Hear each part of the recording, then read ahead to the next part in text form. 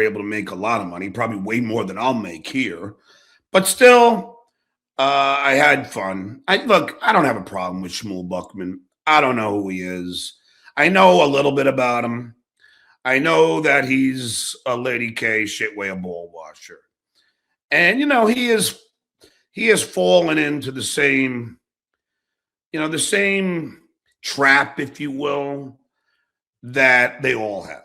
John bad, we good. And this is something that is prevalent in this cesspool of ridiculous known as the Dabbleverse. And it's always the same thing. Oh, John didn't do this. John didn't do that.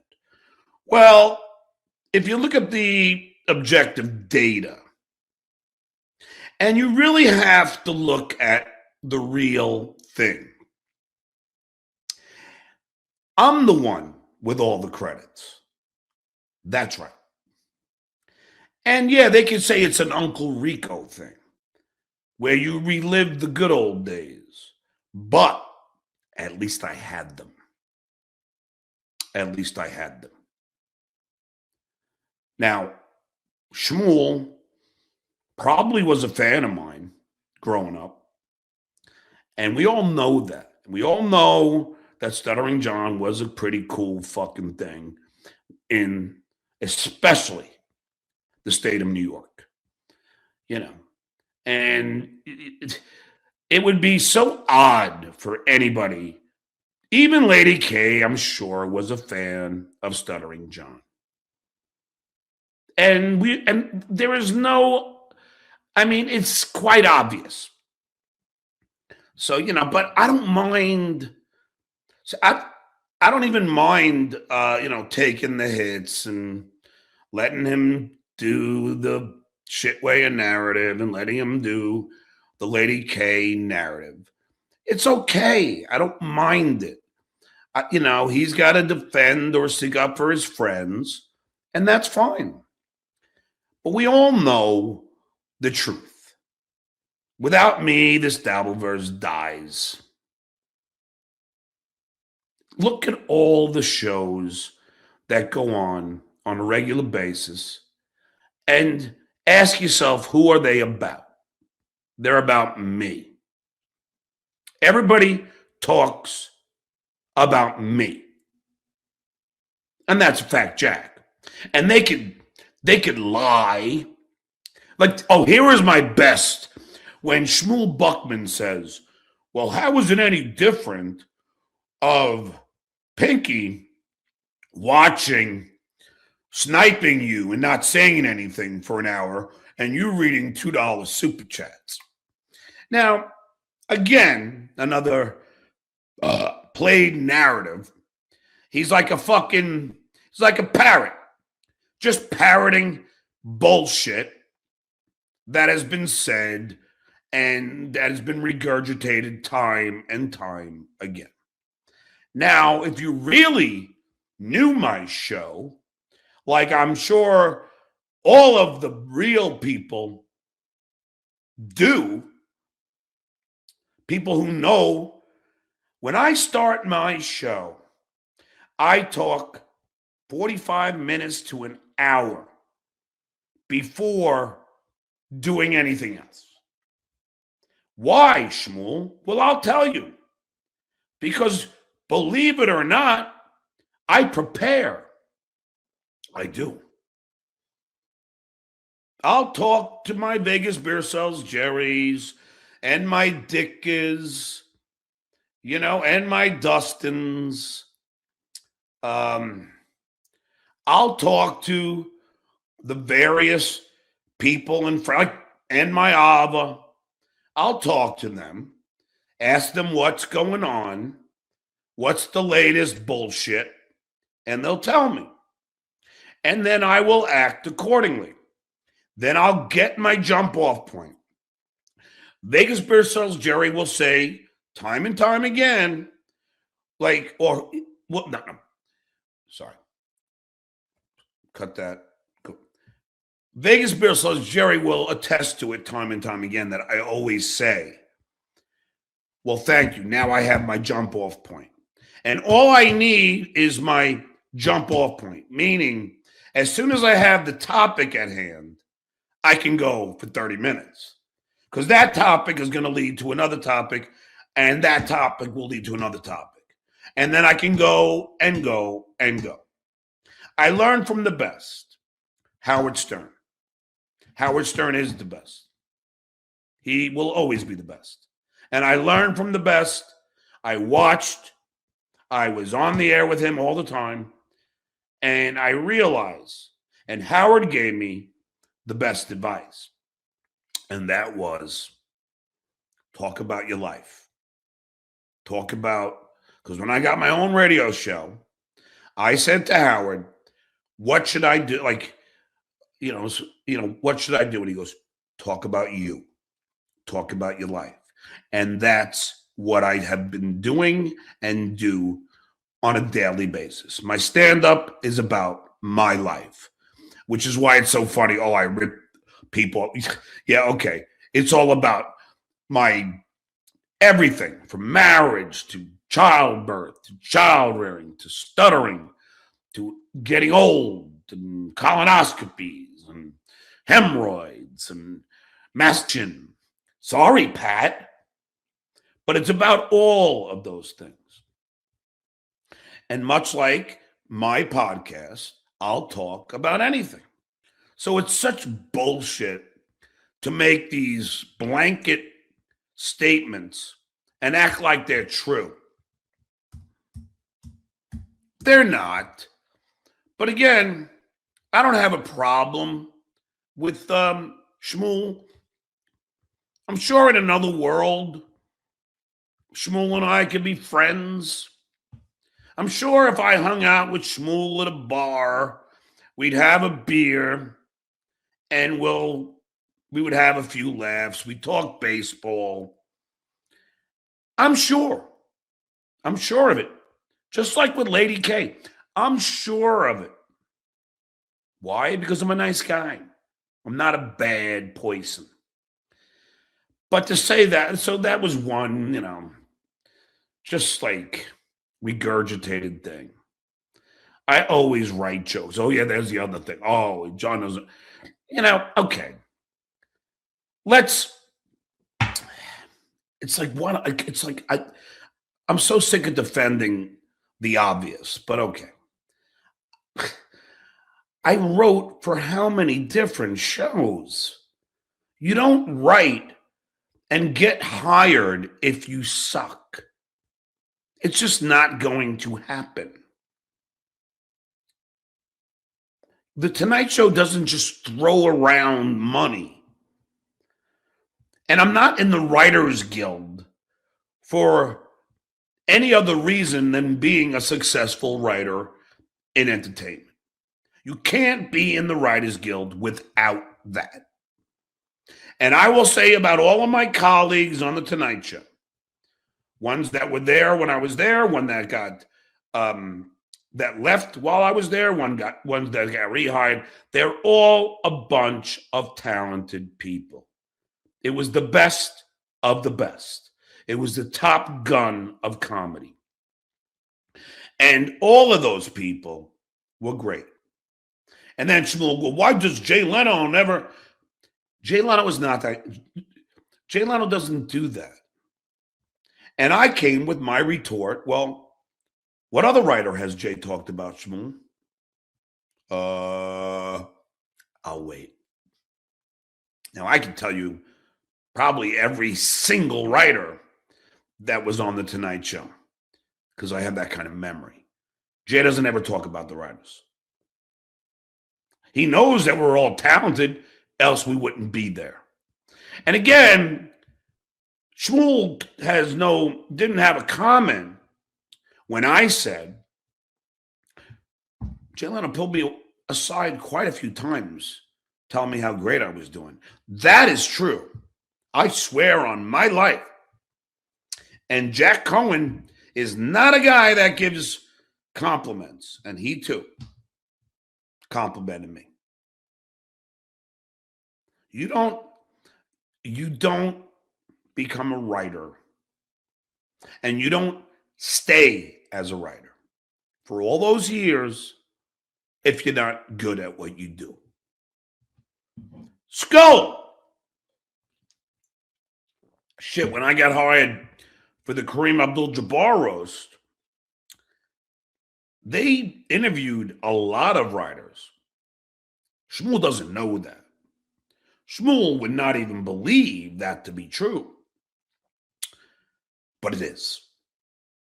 They interviewed, I think, 5 to 10 other recommended writers. And Schmuel, you know who got the gig? Me. Why? Because I was prepared and I had bits already prepared. And I was prepared when they said, give us some thoughts on things that you would do. And I told them, I would like to do this. I would like to do that. I would like to do this. And they really liked it. They were laughing. And I got hired. And mind you, what Schmuel doesn't understand, the money that I got hired for was a lot of money. We're not talking a few grand. We're talking $20,000, $30,000. It's not pennies. Same with the Pro Football Arm Wrestling Championship. Now, when you look at the Pro Football Arm Wrestling Championship, because that person was saying I haven't done anything in 20 years, and I just had to stick it to him with that I've done it for, that was 2017, 2018. And then he had to ask me the dates again because he's getting old and he's losing his memory or can't hear. But of course, that's within 10 years, I am still working. When's the last time Pat Dixon wrote for a show? He says, well, I'm sure he's going to be writing for a show anytime now. Well, let's see. Let's see. That was the other ridiculous statement. Then he accuses me of being drunk before I do stand-up. Now, I will tell you folks that is so untrue. So untrue. You think Bud Friedman, Harry Basil, you think they would bring me back if I was a drunk on the stage? No. I'm a professional. I would never miss a gig because I was sleeping. And that's a fact, Jack. So, how many swings and misses did Schmuel have to suffer from the Duke? If you watched the takedown, it was pretty fucking quite obvious that he had no idea what he was doing. And he was trying so hard, and by saying that shit, but he failed every single time because he wasn't prepared for the Duke. If you're going to come at me, you better be prepared because I have the receipts, Schmuel. I have the receipts. I don't come into a fucking gunfight with a knife. I come with a bazooka. And you learned the hard way. So, I knew what I was getting into. Oh, Dan from Nice Podcast, stupid, must have told you about me. Schmuel, I'm not an idiot. Okay? I know the goings on of the Dabbleverse. It's not hard to find out. It's not hard to find out that you were busy trashing me the day before. But yet, like the mensch that I am, like the man that I am, I still came on the show. knowing I was going to go into a firestorm. I still came on that show. Why? A, because I fear nobody. And B, because I'm a man of my word. I told Adam that I would do his show. Adam told me the show was today. I was a little tired,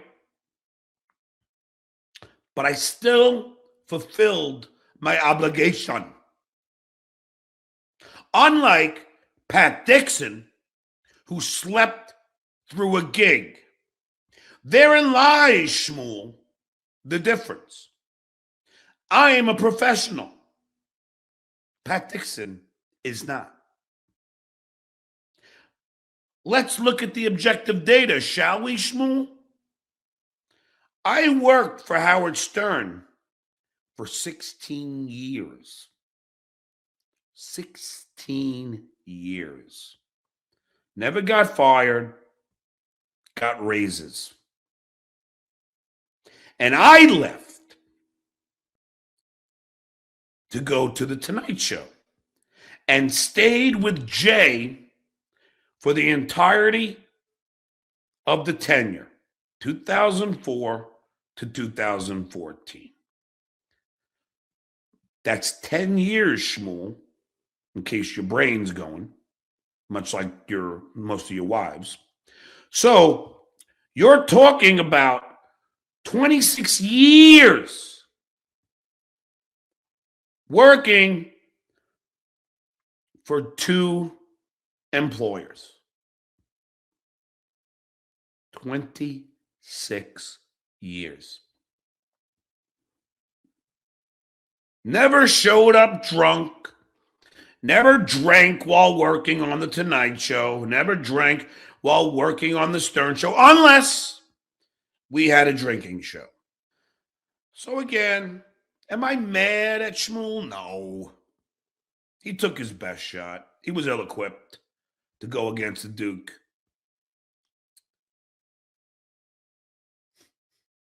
You know, but let's face it. I did try and extend the olive branch, Schmuel. Started talking to you about baseball. You were from Queens. I knew you'd be a Met fan. Most people from Queens are. And I tried to appeal to the common, what's the word I'm looking for?